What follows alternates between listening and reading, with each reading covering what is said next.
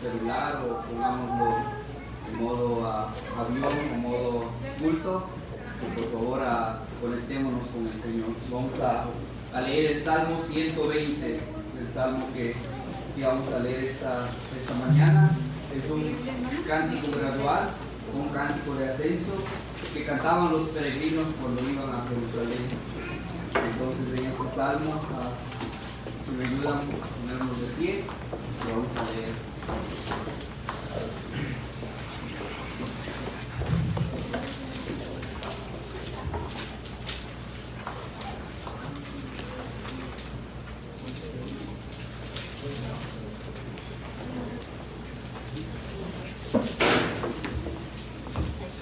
La inspirada palabra de Dios dice así: a Jehová clamé estando en angustia y él me respondió.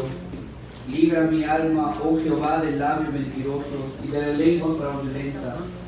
¿Qué te dará o qué te aprovechará, oh lengua engañosa? Agudas saetas de valiente con brasas de negro. Ay de mí, que moro en Mesec y habito entre las tiendas de ciudad. Mucho tiempo ha morado mi alma con los que aborrecen la paz.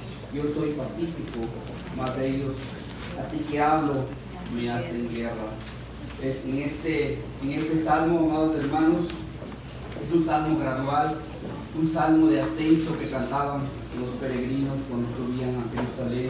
En este salmo podemos contemplar al peregrino, a un peregrino, al igual que tú, al igual que yo, que ha decidido subir adorar al Señor a Jerusalén, que clama a Dios y que el Señor le responde.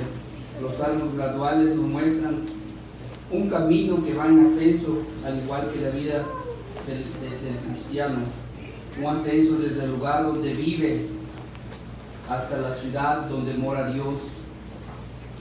Durante el peregrinaje, el camino que asciende al Monte Santo mientras dura el proceso de la santificación de nuestra vida, en la cual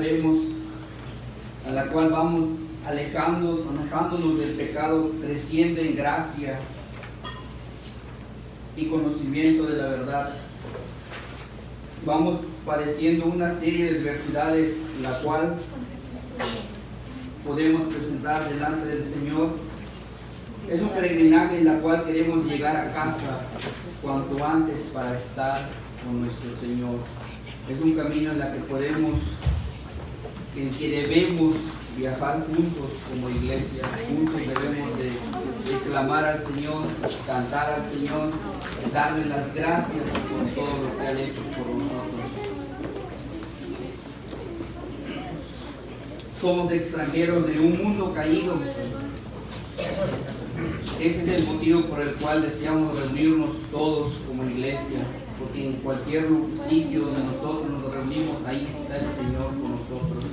En este salmo, amados hermanos, era un salmo que cantaban cuando iban a Jerusalén, y también podemos encontrar a nuestro Señor Jesucristo en este salmo, donde dice: yo soy pacífico, mas ellos, así que hablo, me hacen guerra. Nuestro Señor Jesucristo vino a darnos el evangelio de la paz, pero a él lo calumniaron, lo golpearon, lo llevaron hasta la muerte y muerte de cruz. Pero al tercer día él resucitó y descendió a los cielos y está en la diestra de Dios Padre, y desde ahí vendrá otra vez, y esperamos su gloriosa venida. Y mientras esperamos, amados hermanos, nos reunimos con su iglesia para cantarle, para alabarle, para darle las gracias por todo lo que ha hecho por nosotros. Así que, amados hermanos, démosle las gracias al Señor por todo lo que ha hecho con nosotros. Regocijémonos con nuestros hermanos y unamos a una voz cantándole. Pero primero vamos a orar para poner en las manos del Señor este servicio. Si me ayudan a orar, vamos a inclinar nuestros rostros.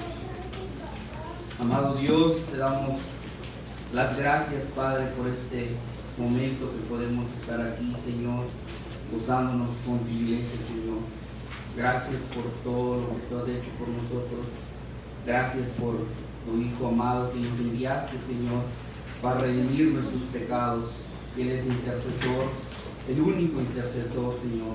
Gracias, Padre, por Él, y por Él podemos estar aquí delante de ti hablándote, Señor. Si nos presentáramos con nuestros pecados, Señor, pues no podríamos, Padre, porque tú eres fuego consumidor, Señor. Te damos las gracias por todo lo que tú has hecho por nosotros. En esta mañana, Padre, te pedimos que nos ayudes, Señor, a ver tu palabra, a verte a ti, Señor, en el Evangelio, a verte a ti, oh Padre, adorarte a ti solamente, Señor, que nuestros ojos estén postrados en ti, Señor. Por favor, Padre, ayúdanos, guíanos, Señor, para que este culto sea solo para ti, Señor, y que nuestros hermanos salgan edificados.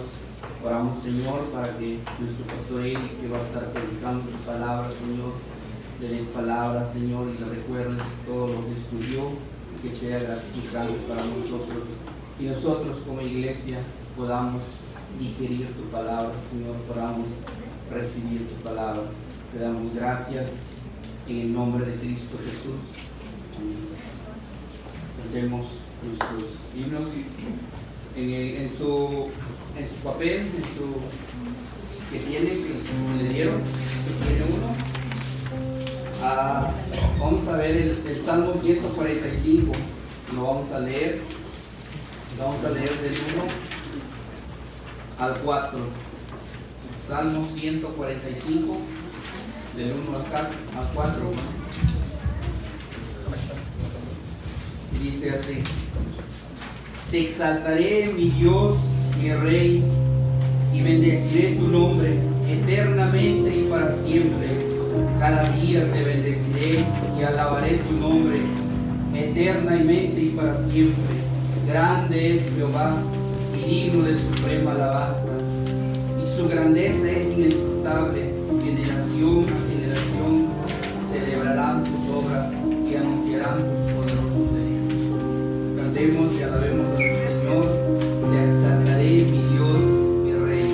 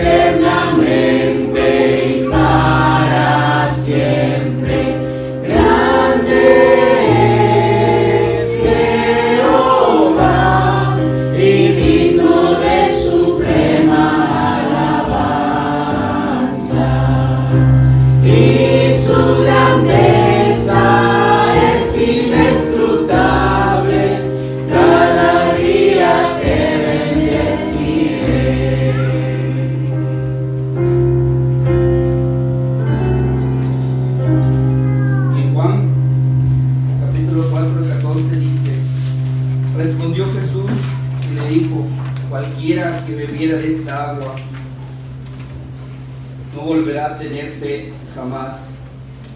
Mas el que bebiere del agua que yo le daré no tendrá sed jamás, sino que el agua que yo le daré será en él una fuente de agua que salte para vida eterna. Fuente de la vida eterna.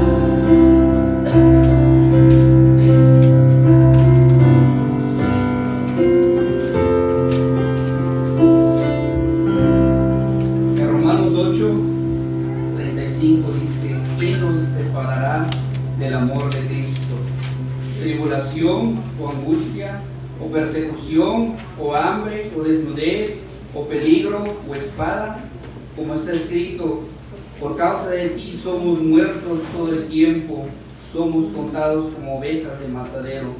Antes en todas estas cosas somos más que vencedores por medio de aquel que nos amó. Por lo cual estoy seguro de que ni la muerte, ni la vida, ni ángeles, ni principados, ni potestades, ni lo presente, ni lo porvenir, ni lo alto, ni lo profundo, ni ninguna otra cosa creada nos podrá separar del amor de Dios que es en Cristo Jesús, Señor nuestro. Vamos a cantar esta alabanza que dice: estoy bien con mi Dios.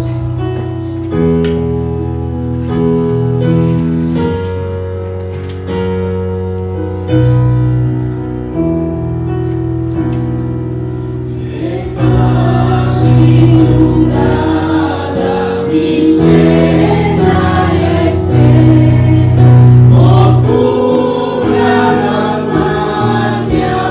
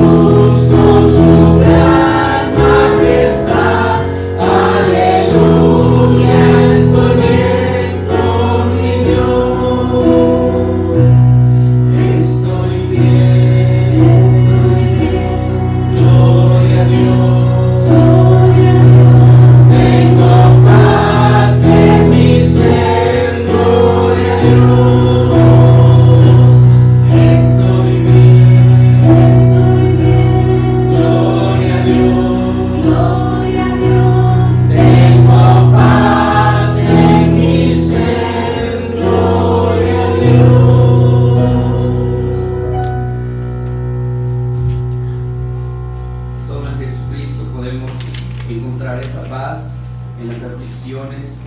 Él dijo que este mundo no podríamos encontrar dificultades, pero en Él podemos encontrar esa paz.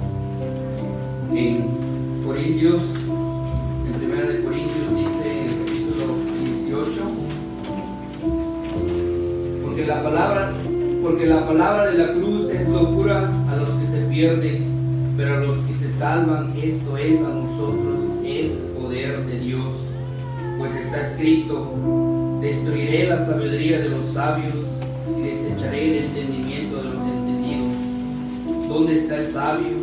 ¿Dónde está el escriba? ¿Dónde está el disputador de este siglo? ¿No ha enloquecido Dios la sabiduría del mundo?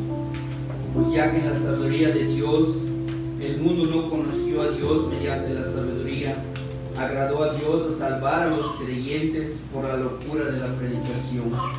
Porque los judíos piden señales y los griegos buscan sabiduría, pero nosotros predicamos a Cristo crucificado, para los judíos ciertamente tropezadero y para los gentiles es locura, mas para los que son llamados, así judíos como griegos, Cristo, poder de Dios y sabiduría de Dios.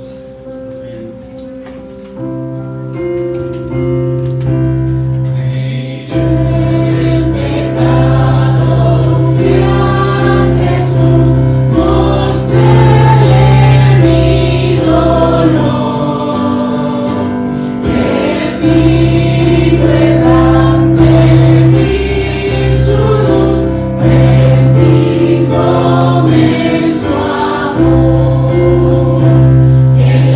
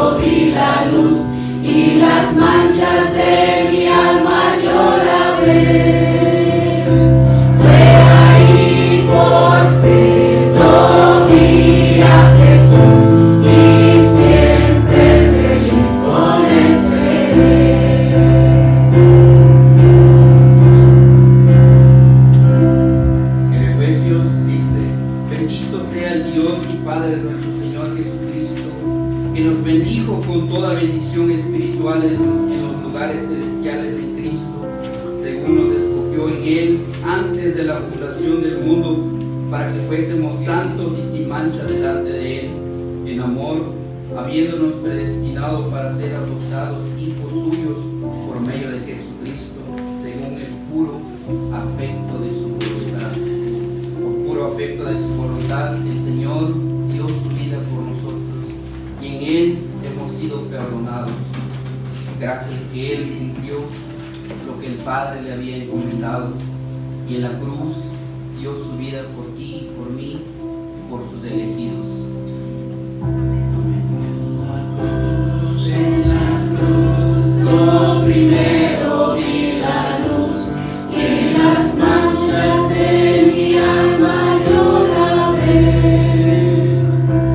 Fue ahí por fe yo vi a Jesús, y siempre feliz con él seré.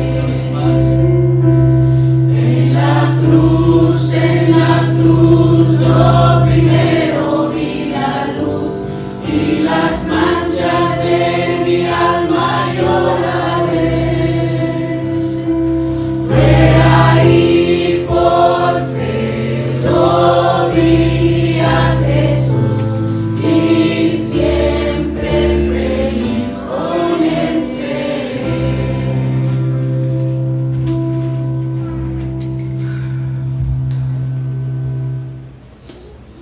Pueden tomar asiento, hermanos.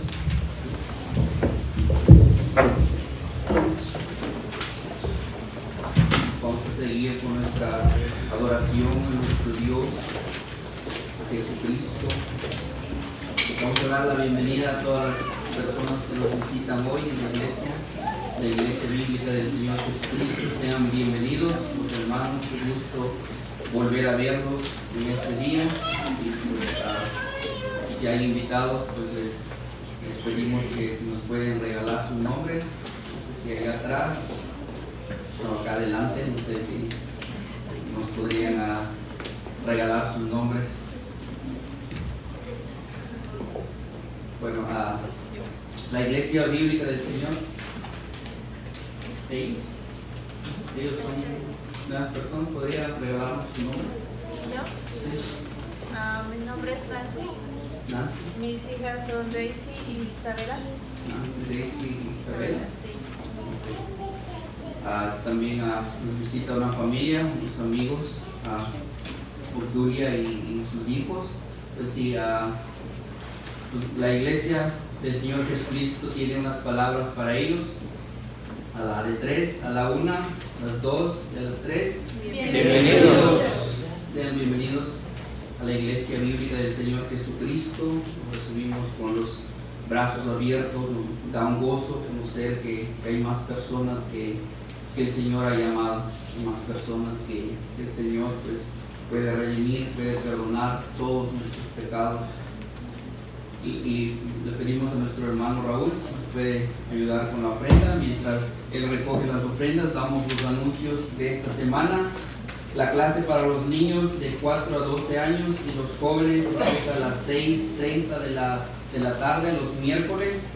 Y para los adultos aquí en el Instituto Bíblico del Señor Jesucristo empieza a las 7 p.m. Estamos viendo la introducción a las doctrinas de la gracia, que ha estado un tema muy interesante y muy bueno con nuestro hermano Héctor, que nos está dando estas doctrinas y que ha sido de gran bendición para nosotros. Y los viernes a las 7:30 p.m. la Iglesia Bíblica del Señor Jesucristo se reúne en este local.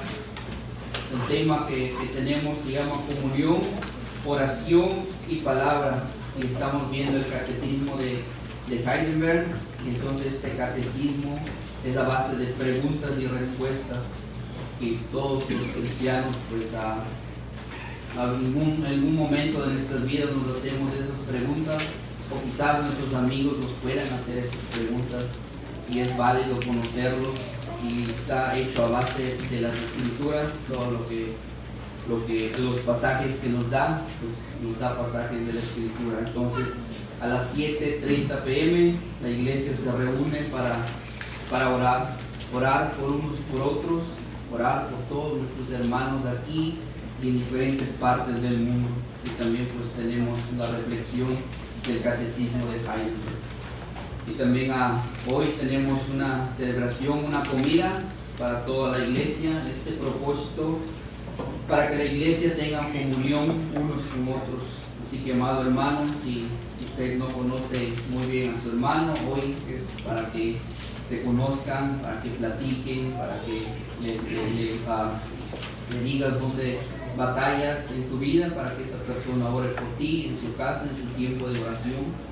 O pueden simplemente conocerse como hermanos. Todos tenemos luchas y entonces es necesario que nos apoyemos en oración, que estemos juntos, exhortándonos, como dice la palabra del Señor. Y entonces, amados hermanos, este es el propósito, que la iglesia esté reunida, esté en comunión, que hablen unos con otros, que se queden tal vez a platicar, a convivir juntos. Así que, amados hermanos, están todos invitados. Por favor, pues se pueden quedar, pueden comer con nosotros y juntos estar en alegría y en comunión. Vamos a orar por las ofrendas. Señor, te damos gracias, Padre, por cada hermano de la iglesia, Señor. Gracias, oh Dios, porque sabemos y entendemos, Señor, que tú eres el que nos da, tú eres el que nos da el trabajo, nos da las fuerzas, nos da todo, Señor, por tu providencia, Señor. Te damos gracias, oh Padre, por todo lo que tú nos das, Señor. Y nosotros damos, Señor, de lo que tú nos das, con alegría, con gozo de corazón, Señor. Te damos gracias, oh Señor, porque tú eres un Dios bueno. Tú te entregaste a ti mismo, Señor, y no damos porque queremos recibir más. No, Señor, damos porque estamos agradecidos. Estamos tan agradecidos, Señor, por lo que tú hiciste por nosotros, y nosotros con gozo lo damos, Señor, porque sabemos que es para tu iglesia, que es para el beneficio, Señor, de que tu iglesia, Señor, se pueda beneficiar y pueda usarlo sabiamente, Señor. Oramos por las personas que pues, administran, Señor, para que lo puedan usar sabiamente, oh Señor. Y también oramos, Señor, si algún hermano tiene necesidad y que lo podemos ayudar, Señor, por favor, guíanos, Señor.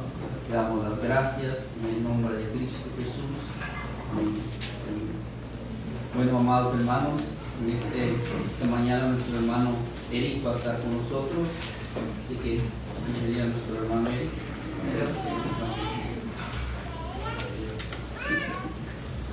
Hermanos, que el Señor les bendiga. Vamos a abrir nuestras Biblias, hermanos, por favor, en Marcos capítulo 4.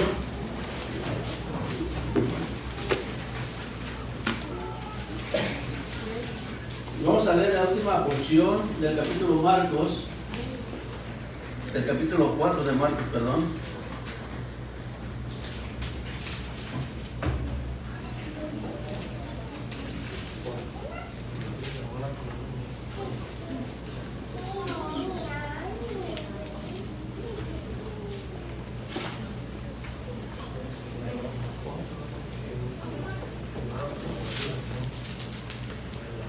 Marcos capítulo 4.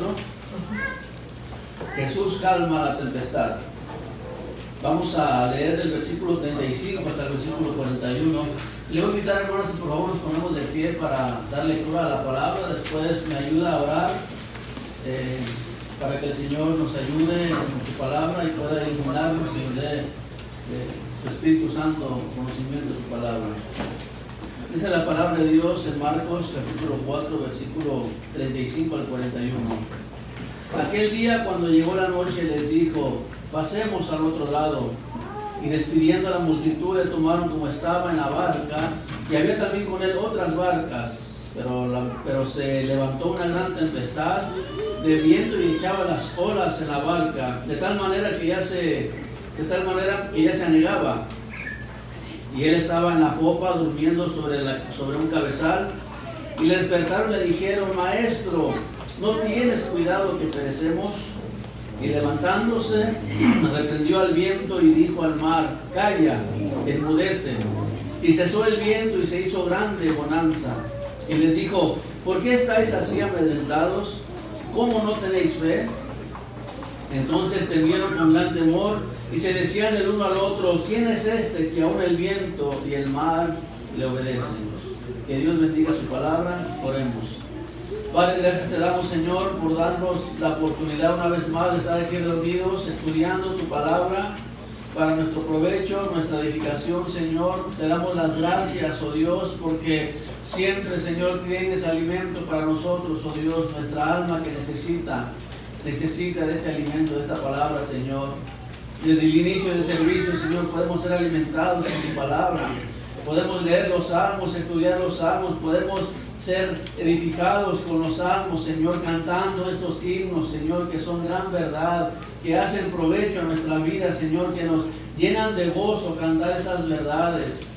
Nos llenan de gozo, Señor, mirar el poder de la cruz, mirar, Señor, nuestra vida, Señor, cuando estaba hundida en delitos y pecados, y ahora, por el poder de la cruz y por tu amor, por tu misericordia y por tu gracia, nos ha llamado a fe y arrepentimiento, Señor. Y es a través de esta palabra, Señor, que somos alimentados, somos crecidos, Señor, para honrarte, para glorificarte.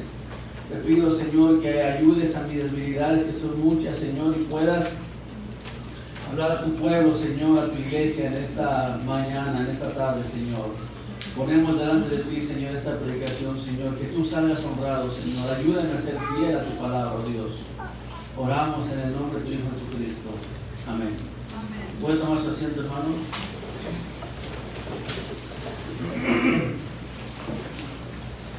Todo el mundo le teme a algo, por lo cual todo el mundo busca seguridad. La seguridad es una de las cosas más difíciles de conseguir, que trae muchas veces en nosotros una ausencia de temor. La inseguridad en ciertas cosas produce ansiedad y temor. Todo el mundo busca seguridad. Es un tema tanto político como social, como financiero, incluso familiar, y también es un tema de mucha importancia en el área espiritual. Es un tema que siempre está en la mente de las personas, y más en este mundo inseguro en el cual vivimos. No solamente aquí en Estados Unidos, que no se ve tanta inseguridad como en nuestros países, Guatemala, El Salvador, Honduras, México, pero definitivamente vemos la inseguridad cada día al salir de nuestra casa, incluso dentro de nuestros propios hogares. Muchas personas no se sienten incluso seguros. Es un tema, hermanos, que embarga la mente de las personas. Por lo tanto, el temor a la inseguridad siempre está latente en cada persona. La gente busca confianza, busca seguridad, busca vivir y estar tranquilos, estar en paz. No les gusta sentirse en peligro, en amenaza o inseguros. Busca deshacerse del temor en las mayores áreas de su vida, tanto financieras como cualquier otra índole. Busca tener seguridad en diferentes áreas de su vida, por ejemplo, seguridad financiera, ¿verdad? Por temor a ser pobre y no tener para proveer a su casa, guardan dinero en efectivo, buscan un trabajo seguro, tratan de ahorrar, etc. Buscan seguridad incluso en el matrimonio, casarse con la persona correcta, tener un futuro seguro, una familia segura. Mucha gente busca seguridad incluso en sus casas, en sus hogares. Ponen alarmas, cámaras, tienen perros bulldog o perros bravucones. Con tal de sentirse un poco seguros, ponen bardas, ponen candados y remachada la puerta negra, ¿verdad? Ponen muchísimas cosas para tratar de sentirse un poco seguros. Algunos más temerarios compran incluso armas para poderlas tener en su casa, para poder sentirse hasta cierto punto seguro. Entonces, vivir inseguro, hermano, te produce cierto estrés o cierta angustia, temor, desconfianza, incluso hasta una enfermedad. Mucha gente se enferma por temor o por vivir en temores. Mucha gente se estresa y su físico sucumbe ante las circunstancias de su estrés y de su temor. En el área espiritual, hermanos, no es diferente al área secular, como ya lo he mencionado. Así como la gente busca seguridad en áreas seculares, así mismo la gente busca seguridad en su vida espiritual. Y es una respuesta que todas las religiones tratan de proveer, satisfacer esa seguridad que todo el mundo necesita. Por eso usted está aquí ahorita, porque necesita sentir una cierta seguridad, un descanso para su alma, ¿no es así? Y por eso mucha gente busca otras religiones y otras formas de agraciarse de alguna forma con su conciencia y sentirse seguro y librarse de ese temor que los embarga. Todo el mundo quiere sentirse seguro. La seguridad de los ateos es esa, que no hay Dios. Y ahí ellos se sienten seguros en creer que no hay Dios. Stephen Hawking dijo: la religión es un cuento de hadas para las personas con miedo a la oscuridad. Ahí está su seguridad. Pensar que no hay Dios y creer que no hay religión, le libra de ese temor. Pero muy acertadamente John Lennon le responde y le dice: el ateísmo es un cuento de hadas para personas con miedo a la luz. El ateo ahí se siente seguro y enfrenta ese temor a la luz, negando esa luz, negando a Dios. Los hindús no creen en el juicio y ahí está su seguridad. Algunas religiones o sectas no creen en la ira de Dios y ahí ellos se sienten seguros. Algunos no creen en el infierno y ahí ellos se sienten seguros. Los moralistas creen y descansan en su moral, en sus buenas obras y ahí se sienten seguros. Entonces, de una o de otra forma, el ser humano trata de lidiar con esa inseguridad o librarse de esos temores en casa, en el matrimonio, en las finanzas o en todo lo que abarca, cada faceta que abarca el ser humano. Lo que toca en esta tarde, en nuestra parte del día de hoy, o lo que toca, de nuestra parte como seres humanos, es esforzarnos en todas las áreas para sentirnos seguros y vivir sin temor. Por eso usted trabaja, tiene sus puertas en su casa, les pone seguro en la noche, tiene cámaras, y tiene cámaras, le pone aseguranza a sus carros, a sus casas, tiene seguro de vida quizás, con tal de sentirse un poco más seguro y librarse de ese temor, ¿verdad? Pero cuando vienen circunstancias en la cual cuando vienen circunstancias en la cual nosotros no tenemos control, cuando viene un tornado, un torbellino, un desastre natural, cuando viene algo en la cual nosotros no tenemos el control, ¿cómo respondemos a eso? ¿Estábamos preparados para una catástrofe, para una crisis, para una muerte, para una enfermedad, para una pandemia como lo vivimos hace 2 años? ¿O estaba el hombre preparado para un accidente catastrófico, grave, en la cual nuestro fundamento de seguridad se ve frustrado y no tenemos forma de salir de ahí? Muchas veces nosotros podemos sentirnos seguros en lo que nosotros tenemos el control. Pero cuando vienen circunstancias difíciles, tormentas y adversidades, es cuando nuestra seguridad se va desbordando poco a poco. Y es lo que vamos a ver el día de hoy en esta historia, o es lo que leímos en esta historia. Leímos que esto fue lo que pasó con los discípulos en esta narrativa que tenemos para este domingo. Toda la seguridad se tambaleó, todo el esfuerzo por sentirnos seguros se desmoronó con tal adversidad. Y esta circunstancia que pasa con los discípulos nos enseña grandes verdades, no acerca de cómo responder en medio de una tormenta, sino a dónde acudir o en dónde refugiarnos en medio de la tormenta. Y esta narrativa, hermano, que es la primera narrativa de 4, el capítulo 4 hace 4 parábolas, como ya las miramos hace unas semanas. Las 4 parábolas muestran los principios del reino, y después siguen 4 narrativas, el final del capítulo 4, y 3 narrativos en el capítulo 5 acerca de los milagros de Jesucristo. El primer milagro tiene que ver con la naturaleza.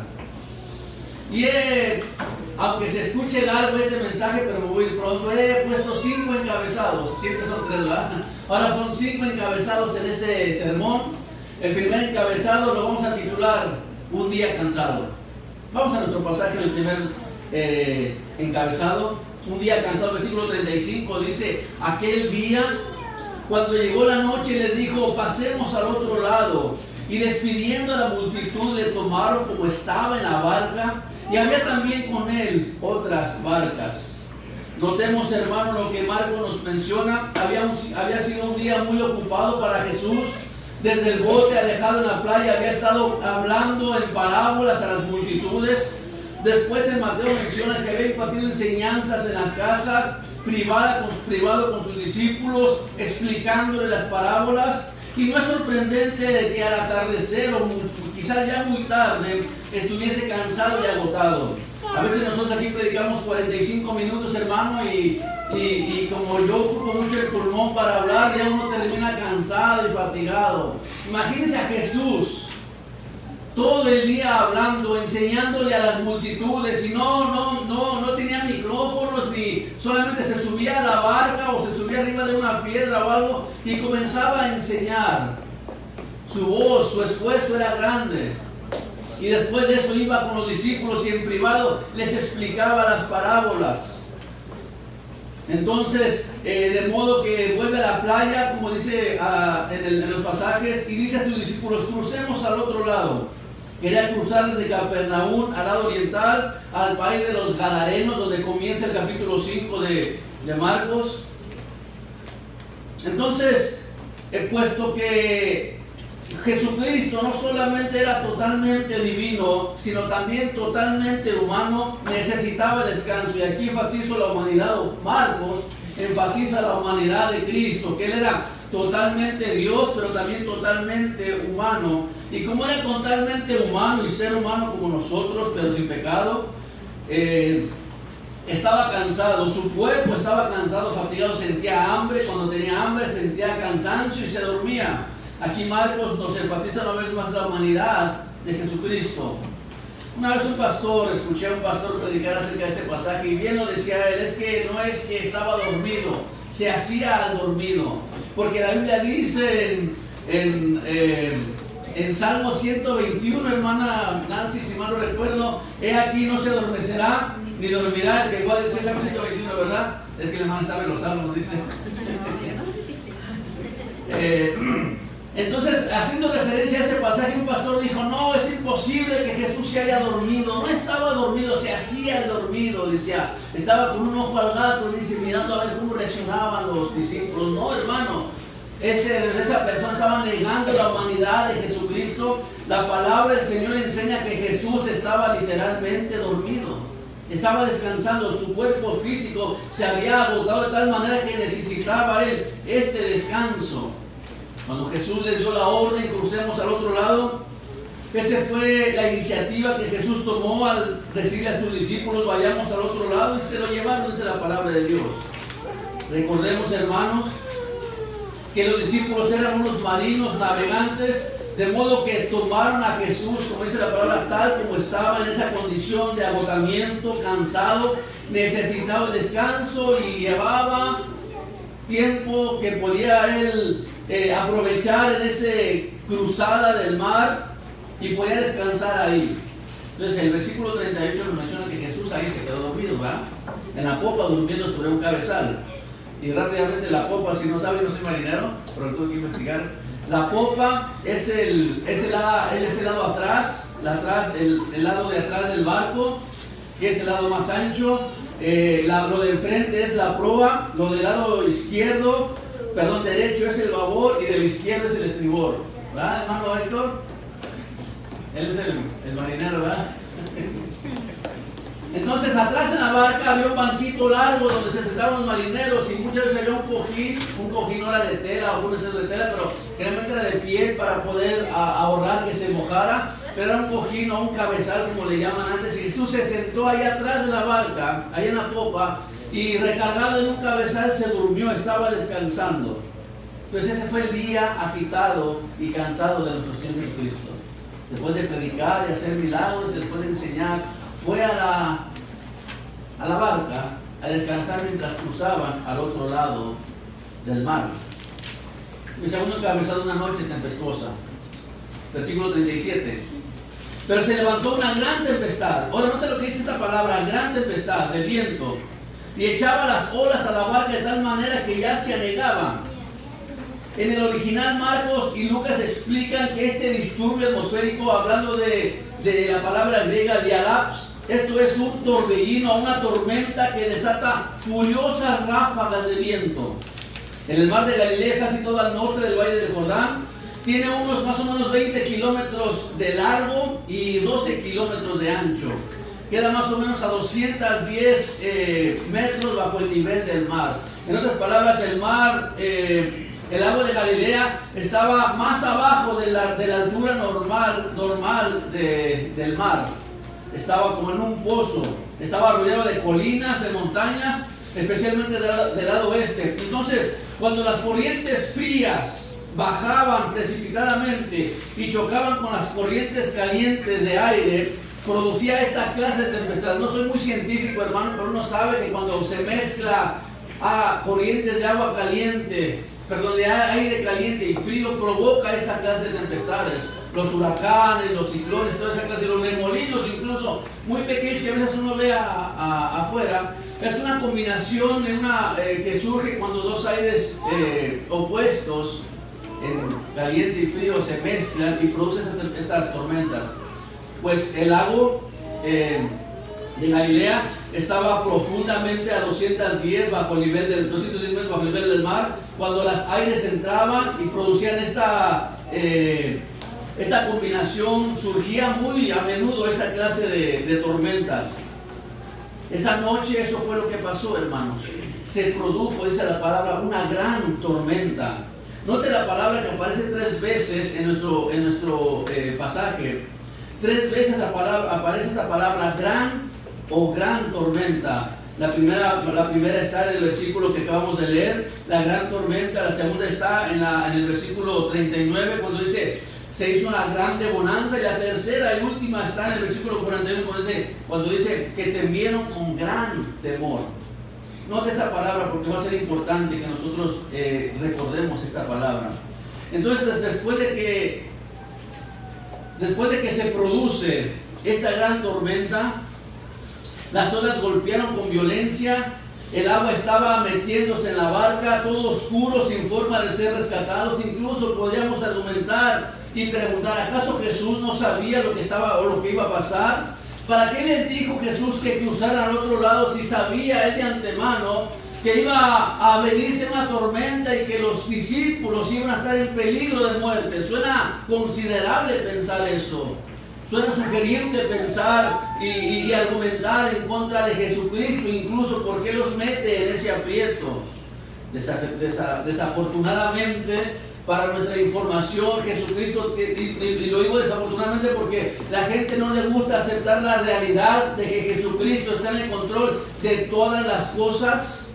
Él está en el control de todos los huracanes, ciclones, porque Él es el creador de todas las cosas. Y lo vamos a ver más adelante. Entonces podemos argumentar por qué Jesús permitió que fuera eso. Lo voy a decir y lo voy a responder.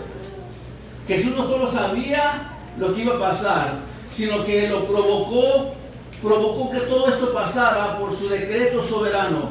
Esta tormenta fue diseñada para darle a sus discípulos una lección.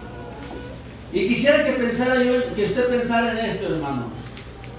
La palabra de Dios nos enseña y nos dice, el pasaje que leyó mi hermano Luis, Romanos capítulo 8, que todas las cosas nos ayudan para bien. Las cosas, las circunstancias, las adversidades que nos pasan, todo nos ayuda para bien. Y quisiera decirles que Dios está involucrado en cada cosa que pase aquí en la tierra. Él no está ajeno de todo esto. Él no está ajeno de los ciclones, de los huracanes, de las tempestades. Y vamos a ver más adelante cómo es que la obra de Dios se ve manifiesta a través incluso de todas esas desastres naturales que pasan en la tierra. Yo no quiero quitar a Dios en medio, porque es Dios quien tiene el control de todas esas cosas, y es mismo Dios quien provoca eso para 2 cosas. Número 1, para mandar ira y juicio a aquellas personas que siguen rechazando el Evangelio. Número 2, para llamar a su presencia a aquellos hijos de Él que quiere ya tenerlos en su trono celestial. Y eso no podemos evitarlo. Él en su decreto, en su soberanía, en su poder, hace que las aires se levanten, que las olas se levanten con el solo propósito de mostrarnos a nosotros quién es el que reina y quién es el que tiene el control total de todas las cosas. Entonces no podemos desligar a Jesucristo, a Dios de esto. De hecho, en Salmo 107 dice 23, los que descienden al mar en naves y hacen negocio en las muchas aguas, ellos han visto las obras de Jehová y sus maravillas en las profundidades, porque habló e hizo levantar un viento tempestuoso que encrespa sus olas. ¿Quién lo hizo? No fue la madre naturaleza, no es las circunstancias de la vida o la mala suerte, como algunos lo mencionan, no. Es Dios, dice, levantando el viento tempestuoso que encrespa sus ondas. En Proverbios capítulo 30, versículo 4 dice, ¿quién subió al cielo y descendió? ¿Quién encerró los vientos en sus puños? ¿Quién ató las aguas en un puño? ¿Quién afirmó todos los términos de la tierra? ¿Cuál es su nombre? ¿Y cuál es el nombre de su Hijo? Si sabes, todos sabemos que está hablando de nuestro Señor y Salvador Jesucristo. En Jeremías 30 dice, a su voz, escucha este pasaje, a su voz se produce muchedumbre de aguas en el cielo y hace subir las nubes de lo postrero de la tierra, hace los relámpagos con la lluvia y saca el viento de sus depósitos. Sí, es Dios. Es Dios quien hace los pequeños remolinos y los grandes huracanes. Es Dios quien hace los terremotos y las adversidades y las circunstancias o los problemas naturales, los desastres naturales. Es Dios tomando el control de su reino, de su gobierno. Y una vez más lo digo, ¿por qué Dios permite que pase esto? Mucha gente se muere, sí, porque de Él es la vida y Él la da y la quita cuando Él quiere. Y déjeme decirle, hermano, la palabra del Señor nos enseña claramente que para el cristiano el morir es ganancia. Y cuando el Señor quiere llamar a alguien a su presencia, ya sea en cama o en catástrofe, el Señor lo va a llamar. Y cuando Él quiere llamar a alguien a juicio, ya sea en cama o en catástrofe, el Señor lo va a llamar. No podemos evadir esa responsabilidad del hombre que algún día estará delante de la presencia de Dios, ya sea morir de viejo o morir en un diluvio. Bueno, que no va a haber diluvios, o morir en un desastre natural. Pero Él tiene el control. No desligues a Dios. Cuando algo pase así, tú dices, Señor, ¿qué quieres enseñarnos con esta situación? El huracán Katrina que pasó hace años, o los huracanes que se levantan cada año en el área del Golfo de México y todas esas áreas. Preguntémonos al Señor, Señor, ¿qué quieres decirnos con esto? Que Él es y seguirá siendo el Rey.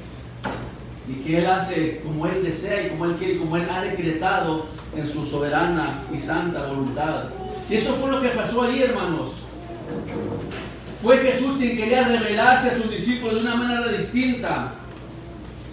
Y aquí está Jesús en medio de los vientos rugientes y las olas furiosas. Y note esto, lo que Jesús hacía. Él estaba en la popa, como ya lo mencionamos en el cabezal, durmiendo. Dice Hendrickson, comentando sobre este pasaje, creando en sí un efecto dramático, un contraste tan grande y tan llamativo. Por un lado, la muerte se avecina, las tormentas, las tempestades, las olas azotan con violencia al barco, y por otro lado, vemos a Jesús durmiendo en un cabezal, tranquilo, quitado de la pena el Señor, ¿verdad? A gusto. Vemos el contraste dramático que hace aquí Marcos. Vemos que los discípulos estaban atormentados, estaban siendo atribulados en esta gran tormenta, y vemos a Jesús descansando, durmiendo, describe este pasaje. Continúa comentando Hendrickson. Da la impresión de que Jesús se puso a dormir tan pronto como la barca abandonó la playa.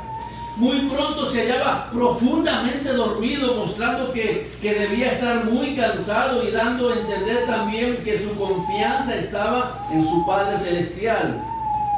Nunca fallaba Jesús, su Padre que nunca le fallaba. Ni el rugir de los vientos, ni el embate y el fragor de las alas, ni aún el girar y el descender de la barca que rápidamente se anegaba, fueron capaces de despertar a Jesús. Así de dormido estaba Jesús, cansado y durmiendo. En esa desesperación y en esa angustia, al ver la muerte cerca y al ver a su maestro dormido, me lleva a mi tercer encabezado, un grito histérico.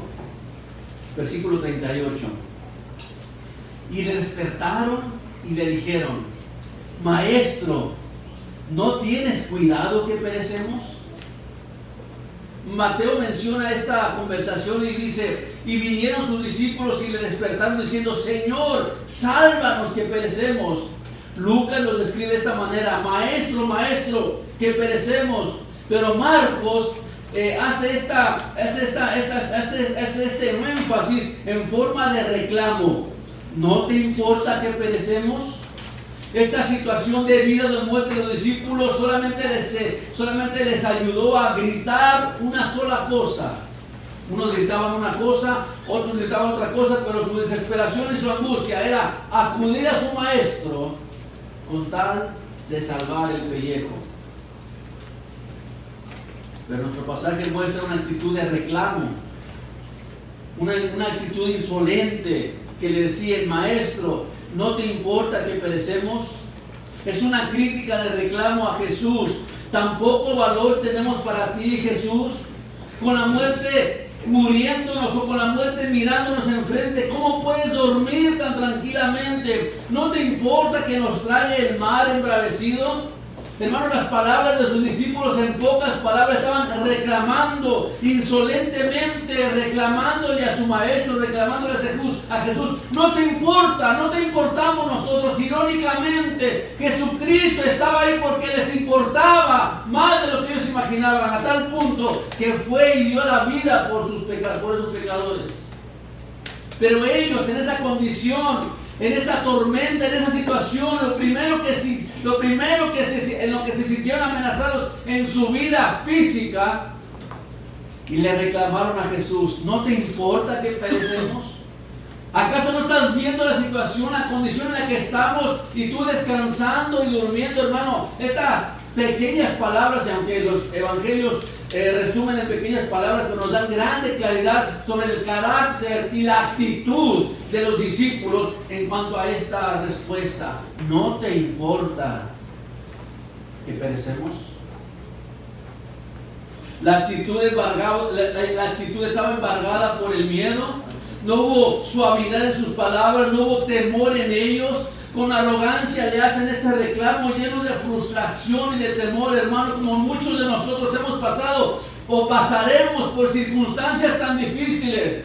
¿Qué reacción vamos a tener delante de Dios? ¿Vamos a levantar nuestra mirada al cielo y decir: Señor, ¿no te importa que perecemos? ¿O descansaremos en su sana y soberana voluntad, descansando que Él tiene el poder y el control del mar y de los aires? La actitud de los discípulos fue completamente diferente e inesperada o esperada hasta cierto punto. Quizás en semejante situación a unas personas que normalmente son leales y valerosas dicen a veces cosas de las cuales luego se lamentan. Incluso probablemente Pedro, al estar repasando esta historia con Marcos, recuerden que Marcos era discípulo de Pedro. Entonces Marcos directamente de la voz de Pedro escuchó y escribió este evangelio como creemos que así fue. De alguna forma Pedro, al estarse explicando lo que pasó ese día en la barca, se sintió una vergüenza por haber reaccionado de tal manera. Que la poca fe, la poca confianza en Jesucristo muchas veces lo hacen decir o pensar cosas en forma de reclamo. Muchas veces nosotros hemos pasado por ahí. En forma de reclamo le decimos a Dios por qué. Y no hace falta más palabras, pero esa actitud, esa simple actitud, ¿por qué? Es exactamente lo mismo que los discípulos hicieron. ¿No te importa que perecemos? ¿Por qué permites esto, Señor? ¿A dónde nos quieres llevar con esta situación? Hermano, muchas veces los problemas y las adversidades de la vida que tú estás pasando quizás en este momento y estés preguntándote ahorita mismo, le estés preguntando al Señor, Señor, ¿por qué? ¿Por qué permites esto? Y muchas veces algunas iglesias por falsa enseñanza les enseñan a la gente, es que estás en pecado, es que estás haciendo otro, por eso te pasa esto. Y muchas veces eso es una mala enseñanza. Y no quiero poner una carga en ti al decirte, sí, estás en pecado, por eso estás pasando esto. No, porque los discípulos en este tiempo, en este momento, era completamente algo ajeno a su condición espiritual. Cristo les quería mostrar algo de Él. ¿Quién es verdaderamente Jesucristo? Pero a veces nuestra reacción, nuestra respuesta inmediata, y es porque tu inseguridad se vio frustrada, porque estás embargada de temor, de dolor y amargura, que tu primera respuesta es, ¿por qué a mí? ¿Por qué yo? ¿Qué hice para merecer esto? Esa fue la respuesta de los discípulos. La poca fe y la poca confianza los hizo hundirse en su propia agonía, en su propio dolor, y la única respuesta que sale de su corazón es un reclamo. Cuando la fe pierde fuerza es cuando dejas que el dolor y el miedo te controlen, y eso pasó ahí. Es increíble que ellos habían visto todos los milagros de Jesús a través de ya 2 años y feria de milagros, de prodigios, y están yendo en barca con su maestro, y llega la tempestad y el miedo y el dolor los embargó de tal manera que ahogó la poca fe que tenían en Cristo. Se dejaron manipular, controlar por el temor y por el miedo. ¿Y sabe qué, hermano? Muchas veces nos pasa lo mismo. Muchas veces nos pasa lo mismo. ¿Qué va a pasar? Estamos ahí lamentándonos y reclamándole a veces al Señor, porque es tanto el dolor, tanto la agonía, tan cerca vemos la muerte como los discípulos, que el temor y el dolor nos embargan y ahoga. Nuestra fe sucumbe ante el dolor y la adversidad. La poca fe que tenían los discípulos no se vio manifiesta, todo lo contrario, llenos de dolor y de temor. Y esto me lleva a mi cuarto encabezado: un maestro poderoso y amoroso. ¿Por qué tenéis miedo, hombres de poca fe? Él no estaba asustado, al contrario, se hallaba en pleno control de la tempestad, aun cuando los vientos aún rugían y las aguas se hervían. Con esa mirada serena y amorosa les pregunta a sus discípulos: ¿por qué tenéis miedo, hombres de poca fe? Versículo 39, y levantándose, reprendió al viento y dijo a la mar: calla, enmudece. Y cesó el viento y se hizo grande bonanza. Una vez más la palabra grande bonanza, o mega bonanza. La palabra grande o gran desde el griego es mega, dando un énfasis a la magnitud del problema, pero también dando un énfasis a la magnitud del alivio, que se hizo grande bonanza. Y generalmente podemos entender, hermano, que después de que pasa una tormenta, los vientos cesan y la mar se queda un poco agitado y toma tiempo para calmarse. De hecho, entre más grande sea la extensión de agua, más tiempo tarda en calmarse. De hecho, por ejemplo, si tengo aquí un vaso, sea chiquito, pero si le hago así, mire, no sé qué ahora lo veo, ¿verdad? Por ejemplo, si usted va a la alberca, le hace así, tarda tiempo en calmarse, o entre más grande sea la extensión de agua, más tiempo tarda en calmarse. Es lógico, ¿verdad? Pues en esta ocasión no pasó así. Dice la palabra de Dios En ese caso, en ese instante hubo grande bonanza. Una vez más, dice William Hendrickson, dice que los vientos y las olas se sincronizaron en una sublime sinfonía, en un silencio solemne. Sobre las aguas se posa algo comparable a la calma de un anochecer bajo el cielo estrellado. Repentinamente la superficie del mar se tornó lisa como un espejo. De repente, hermano, a la voz de mando y autoridad de Cristo, que le dice a los vientos y le dice al mar: silencio, o cállense, o estad quietos. Inmediatamente el viento dejó de soplar y el mar dejó de moverse. Y dice la Biblia: hubo grande bonanza. Fue el poder de su palabra que hizo que todo esto se calmara. El Rey del universo dio una orden al viento y al agua, objetos sin vida, con sus compuestos químicos, y que la última vez que yo escuché hablar del aire y del viento no tienen oídos. Si yo le hablo a mi hijo Martín y le dijo: hijo, tráeme esto, él tiene oídos y pies para obedecer.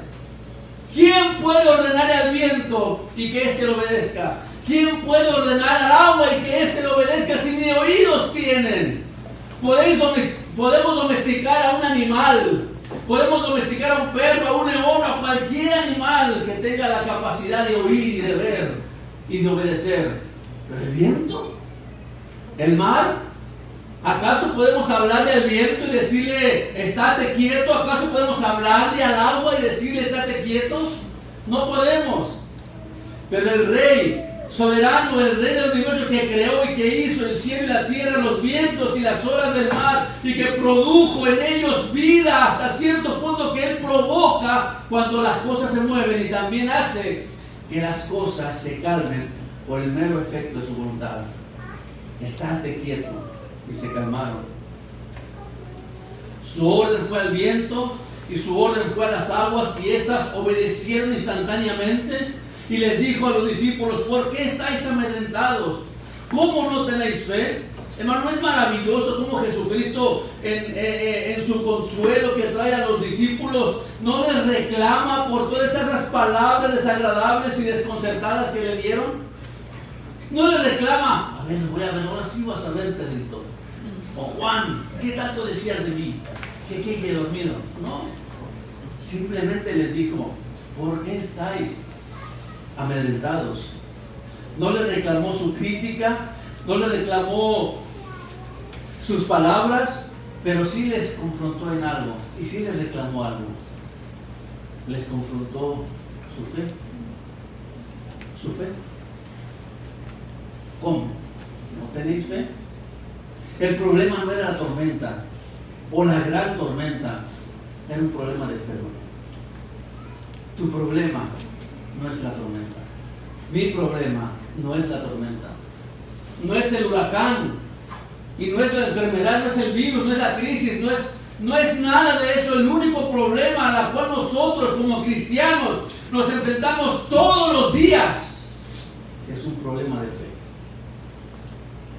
Es un problema de fe. A veces nuestro problema es tan grande que nuestra fe sucumbe. Y vemos grande el problema, vemos grande la adversidad, vemos grande la situación. Porque nuestro conocimiento de Dios se enflaca de tal manera que nuestra fe sucumbe en medio del temor y del dolor. ¿No tenéis fe? El problema no es la pandemia, la guerra, no son las tormentas, las adversidades. La razón por la cual sientes temor, la razón por la cual sentimos un temor agudo en medio del problema, es precisamente por la falta de fe. No es un problema que Dios no es suficiente poderoso o suficiente capaz para calmar el mar y el agua. No es un problema. El asunto es que su conocimiento de Dios, de Jesucristo, se ahogó en medio del temor y del dolor. En Mateo dice: hombres de poca fe. Jesucristo le dice: hombres de poca fe, es decir, hombres demasiado tímidos como para poder descansar en el consuelo y confianza que debieron haber tenido de la presencia, de las promesas, del poder y del amor de su maestro, hermano, que eran demasiado vacilantes para recibir el amoroso cuidado del Padre a través de su Hijo Jesucristo, hermano. Una y otra vez Jesucristo le decía: si me han visto a mí, han visto al Padre. Él se les había revelado como el Hijo de Dios. Sin embargo, en esa situación, todo eso se les olvidó. ¿Verdad que se olvida? Cuando estamos en medio del problema, ay, el hermano Héctor ha predicado de un Dios soberano. Y parece que no tenemos un Dios soberano. Se ha predicado un Dios poderoso, omnipotente, omnipresente, y yo digo amén. Ese es mi Dios. Así deberíamos estar en medio de la tormenta. Este es mi Dios. Una vez estaba una viejita, hermano, viejita, en un terremoto. Y la gente corriendo de un lado para otro, asustada. Y la viejita ahí en la calle observando todo.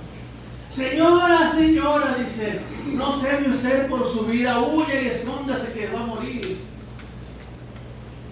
Dice, solamente está observando cómo Dios mueve la tierra con el pulgar de su mano. Eso es confianza, hermano. Eso es fe. En medio de un terremoto, hermano, poder ver la mano poderosa de Dios sacudiendo la tierra como salió. Entonces era el problema de fe. Hombres de poca fe, a pesar de todo lo que habían oído y visto, su fe fue desafiada, su teología teórica fue puesta a prueba en este acto práctico de fe. Les enseñaba las verdades del reino, les explicaba íntimamente todo lo referente al Padre.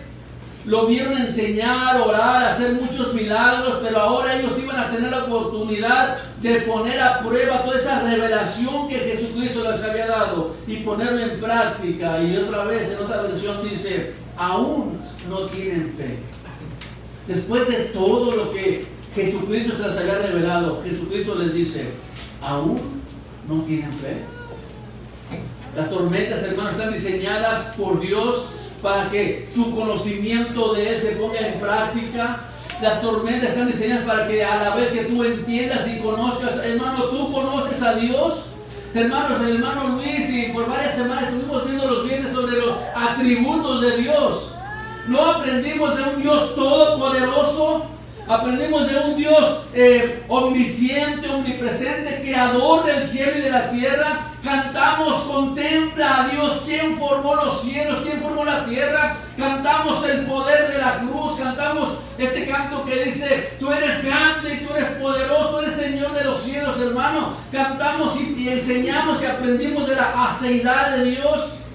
Reconocemos que somos templo del Espíritu Santo y que Él mora en nosotros. Es más, hablamos de sus promesas en la palabra cuando dice, estaré con vosotros todos los días hasta el fin del mundo. No es así lo que dice su palabra, pero cuando estamos en la tormenta todo eso se nos olvida. Se nos olvida que Jesucristo estará con nosotros, que sus promesas nos van a ayudar, que caerán 1000 a tu diestra y 10,000 a tu derecha y no tocarán, que andaremos por valles de sombra de muerte y nada pasará, hermano. Todo eso, todos los salmos se nos olvidan, hermana Nancy. Todas las promesas se nos olvidan. Solamente vemos el problema, las olas y el viento azotando nuestra barca. Solamente vemos eso.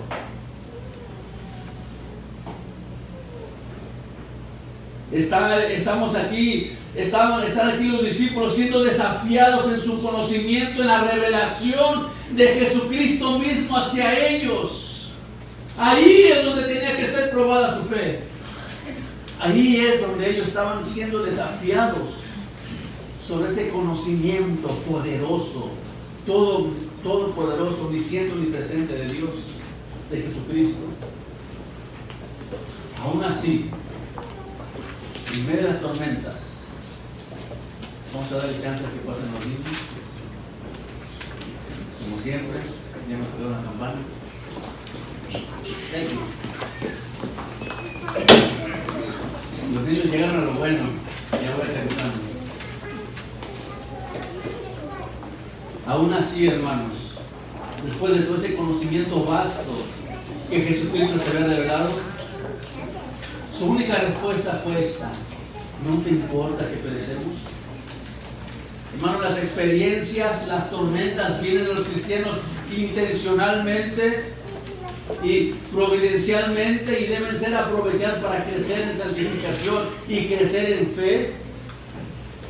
Y una vez te lo digo, no, la fe no se mide por el conocimiento vasto que tienes acerca de Jesucristo y su persona, acerca del Padre y la Trinidad. La fe no se mide por cuánto conocimiento teológico, doctrinal tienes. La fe se mide en medio de la tormenta. ¿Cómo vas a reaccionar cuando tu barca se esté hundiendo? Ahí es donde tu fe es medida.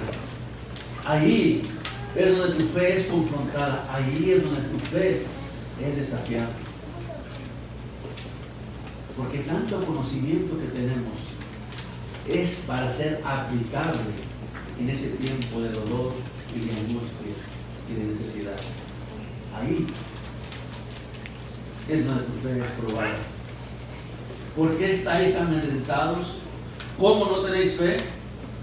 Después de que Jesús mostró su poder sobre la naturaleza, ordenando a la tempestad que se calmase, pensaríamos que todos se abrazarían y se tirarían al cuello de Jesús. Gracias, Jesús, oh, nos has salvado.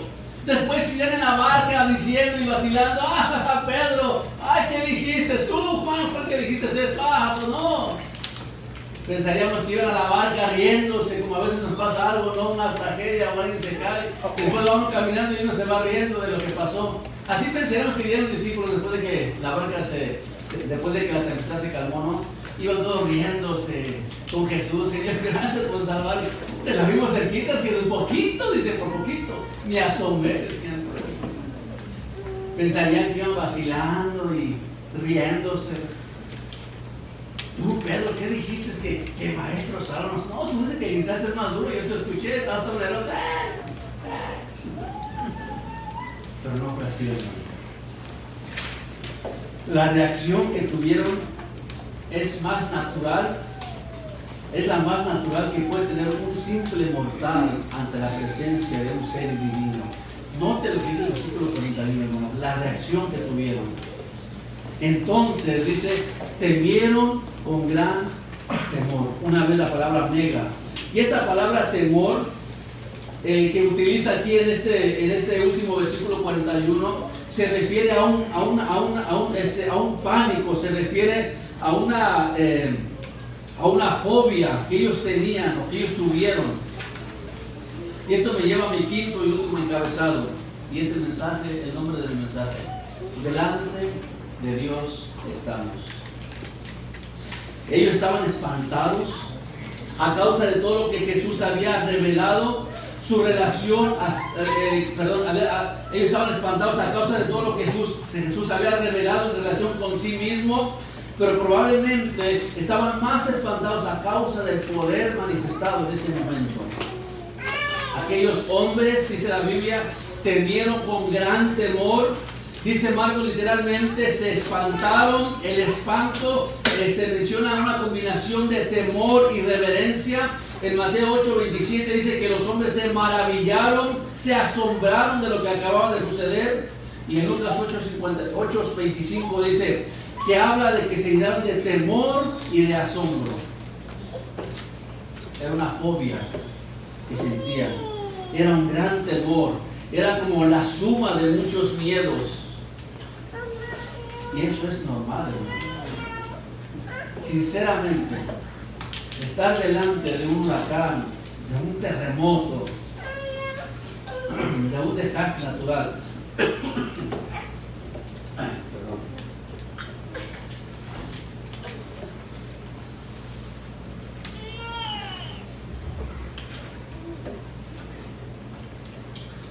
Estar delante de un terremoto, desastre natural, que aquí se les hace un terremoto y se empiezan a caer los edificios, jamás se comparará al temor que sentiría un ser humano estar delante de la presencia de Dios.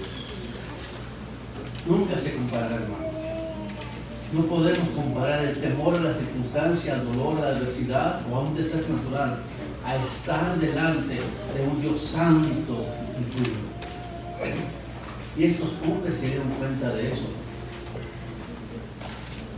Los discípulos comenzaron a darse cuenta, era una fobia que sentían, un gran temor. Los discípulos comenzaron a darse cuenta que la grandeza de Jesús es mucho más sublime de lo que habían imaginado, que no solo ejerce control sobre las multitudes que lo escuchaban, no solamente ejerce control sobre las enfermedades, sobre los demonios, sino que incluso ejerce control sobre los vientos, sobre las olas, sobre los mares.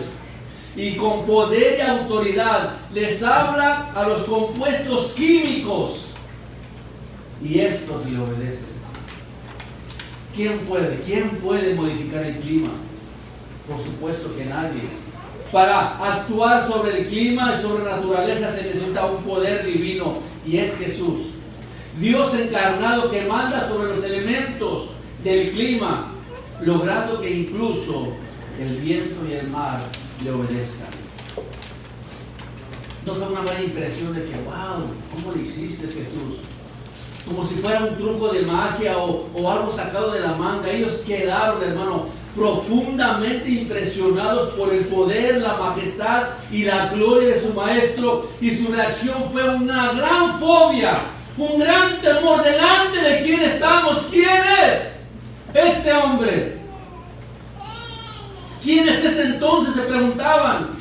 Las expresiones de Mateo: ¿qué clase de persona es este? ¿Qué hombre es este?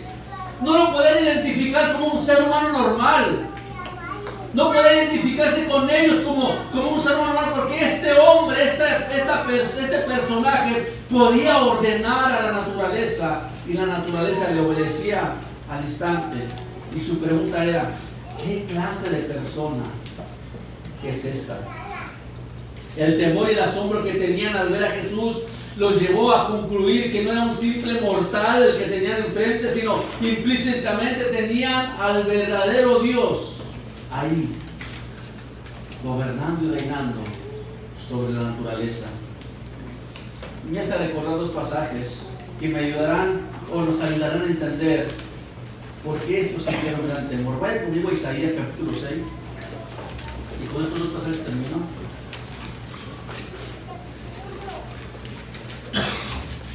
Isaías capítulo 6, versículo 1 dice: en el año que murió el rey Usías, vi yo al Señor sentado sobre un trono alto y sublime, y sus faldas llenaban el templo.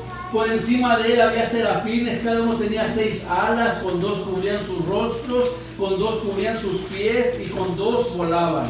Y el uno al otro daba voces diciendo: Santo, Santo, Santo, Jehová de los ejércitos, toda la tierra está llena de tu gloria. Y mira el versículo 4, los quiciales y las puertas se estremecieron con la voz de aquel del que clamaba, y la casa se llenó de humo.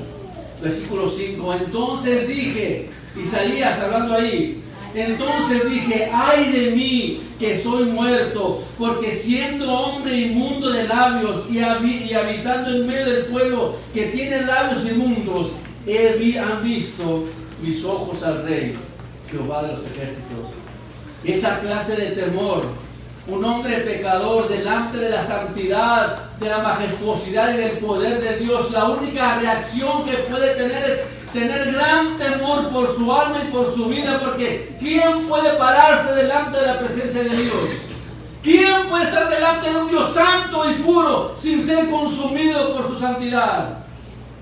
Sin embargo, en Cristo su santidad había sido velada en su humanidad, pero aún así se podía ver la majestuosidad y la grandeza de nuestro Salvador como Dios. Y un pasaje similar también está en Lucas capítulo 5. Lucas capítulo 5, versículo 8. ¿Se acuerdan cuando fue la pesca milagrosa? Después de que Pedro había pescado por toda la noche y estaban ahí y ya remendando sus redes, viene Jesucristo y le dice: vamos a pescar, Señor, hemos pescado, no le hace, tú vamos, pero ok, vamos en tu nombre. Después de esa pesca, en Lucas 5 que habla de eso, fue grande la pesca, que hasta las barcas se hundían, dice la palabra de Dios. Y miren lo que dice el versículo 8 de Lucas 5. Viendo esto, Simón Pedro, dice la Biblia, mire, cayó de rodillas ante Jesús diciendo, ¿qué dijo? Apártate de mí, Señor, porque soy hombre pecador. ¿Qué relación puede tener ser hombre pecador con la pesca milagrosa? Es que Pedro miró en Cristo a Dios y no podía pararse de enfrente de él con su vida, con su pecado. Y por eso le dice Pedro a Jesucristo, apártate de mí que soy pecador. La única reacción que podemos tener nosotros ante la santidad de Dios es que se aparte de nosotros. No queremos estar ahí, pero gracias sean dadas a Dios que su justicia fue imputada a nosotros y podemos tener acceso al trono de gracia no por nuestros propios méritos, sino por los méritos de Cristo. Amén. Y podemos pararnos delante de un Dios justo y santo, porque hemos sido justificados y santificados por la sangre de Cristo. Pero si no hubiese sido por Cristo, ¿quién podrá ponerse delante de Dios? Hermano, el problema no era la tormenta, el verdadero problema es que estaban delante de Dios. Es Jesús en su trono en donde debemos de mirar en medio de la tormenta. Es su poder y su soberanía que debe traer un descanso a nuestras almas atribuladas por las tormentas de la vida. Es la fe puesta en el Salvador que nos dará la perspectiva diferente de la adversidad. Es ese conocimiento de Jesucristo, de Dios, su naturaleza, sus atributos, puestos en prácticas que nos dará un descanso en el tiempo de la tribulación. Y déjame decirte también, amigo, que estás aquí escuchando esto, si no te refugias en el arca que es Cristo, tu peor tormenta se acerca. No habrá tormenta comparada con estar delante, como dice la palabra, horrenda cosa es caer en manos de Dios vivo. Tú que estás escuchando esto, si no te refugias en el arca que es Cristo, tu peor tormenta está por venir. El diluvio de la ira de Dios está apuntando a cada pecador que rechaza a Cristo, y esa tormenta será el lloro y el crujir de dientes eternos, donde no habrá jamás bonanza ni descanso. Todo lo contrario, será una tormenta eterna y para siempre. Cristo es la salvación a la tormenta verdadera que se acerca, que es la ira y el juicio de Dios. Aquellos que estamos en Cristo, aquellos que están en Cristo en medio de la tormenta, hermanos, en medio de la situación, mira a Cristo, ve a Cristo, refúgiate en Cristo. Y aquellos, hermanos, amigos, que no han conocido a Cristo, no te preocupes de las tormentitas que vienen. Hay una verdadera tormenta del juicio y la ira de Dios que viene a la humanidad, y solamente aquellos que están en Cristo podrán ser salvos de esa ira venidera. Ese es el mensaje de esta tarde. Le voy a invitar que nos pongamos de pie. Y voy a terminar leyendo el Catecismo de Heidelberg, el día del Señor número 31. ¿Por qué se llama Cristo? Es decir, ungido. Porque Él fue ordenado por Dios el Padre y ungido por el Espíritu Santo para ser nuestro supremo profeta y maestro, quien nos ha revelado completamente el secreto consejo y voluntad de Dios con respecto a nuestra redención, y para ser nuestro sumo sacerdote, quien por el único sacrificio de su cuerpo nos ha redimido y vive eternamente para interceder por nosotros ante el Padre y para ser nuestro eterno Rey, quien nos gobierna por su palabra y espíritu y nos defiende y preserva en la salvación que obtuvo para nosotros. Por eso nosotros le llamamos y nos refugiamos en Cristo, nuestro único y suficiente Salvador, porque Él es la única barca en la cual podemos estar seguros hasta llegar a la presencia de Dios. Padre, gracias te damos, Señor, por esta palabra, Dios. Oh Dios, cuán difícil a veces es recordar, Señor, estas doctrinas, estas enseñanzas en medio de la tribulación, en medio de la angustia, Señor. Pero sabemos y entendemos y creemos, Señor, que tú provocas, Señor, circunstancialmente o providencialmente todas estas tormentas para nuestra ayuda, para nuestro beneficio, oh Dios. Ayúdanos, Señor, a descansar en ti. Ayúdanos, Señor, a mirarte a ti, oh Cristo, como nuestra única salvación, nuestro único refugio, Señor, y saber, Señor, que tú estás sentado en el trono, reinando y gobernando y tomando el control total de todas las cosas que pasan aquí en la tierra, Señor. Nada se te escapa de las manos, nada se te escapa de las manos. Tú sabes todo lo que pasa, Señor. Y ahí es donde nuestra fe, Señor, es probada. No por el amplio conocimiento que tenemos, sino por las circunstancias adversas que nos llegan, Señor. Ahí, Señor, es donde nuestra fe es probada. Señor, ayúdanos. Como decía este siervo, Señor, ayuda a mi fe. Ayuda a nuestra fe, Señor. Que no decaigamos, Señor. Que no nos dejemos ahogar por el temor, por el dolor, Señor. Y responder de la misma forma que tus discípulos respondieron, sino todo lo contrario. Ayúdanos a descansar en ti, Señor, en medio del problema, en medio de la adversidad. Ayúdanos a verte a ti, Señor, como nuestro único y suficiente Salvador. A verte a ti, Señor, no, Señor, con orgullo, Señor, ni con vanagloria, sino descansando en los méritos tuyos perfectos en la cruz, que hacen posible este acceso al trono de gracia, Señor, y descansar, Señor, en tu obra perfecta a favor nuestra. Gracias te damos, Señor, mis amigos que están aquí o que están escuchando este mensaje, Señor. Señor, revélate a ellos, Señor, tráeles la convicción de pecado, Señor, la necesidad que tienen ellos de ser salvos de la ira venidera, Señor, de ser salvos de la ira que algún día tú traerás aquí a la tierra, a la humanidad, Señor. Y solamente refugiados en el arca que es Cristo podrán salir, Señor, de esta gran tormenta, Dios. Oramos en el nombre de Jesucristo, confiando y descansando en tu palabra, Señor. Amén. Amén, hermanos, no se vayan.